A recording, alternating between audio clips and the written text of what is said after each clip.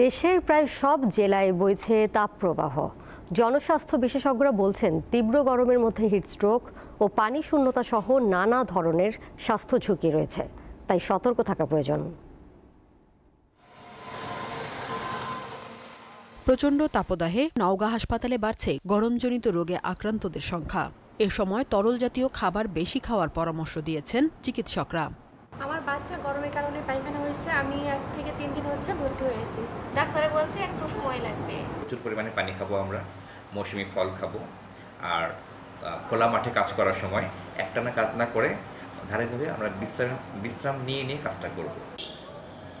সোমবার রাজশাহীতে সর্বোচ্চ তাপমাত্রা রেকর্ড করা হয় ৩৯.৫ ডিগ্রি সেলসিয়াস।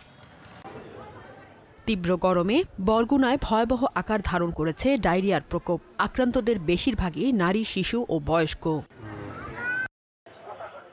বাগেরহাটে গত 3 দিনে তাপমাত্রা ওঠানামা করেছে ৩৯, ৪০ ও ৪১ ডিগ্রি সেলসিয়াসে। বাসযাত্রী, খেটে খাওয়া মানুষ ও সাধারণ পথচারীদের মাঝে ঠান্ডা পানি, স্যালাইন ও শরবত বিতরণ করেছে বাগেরহাট বাস মালিক সমিতি।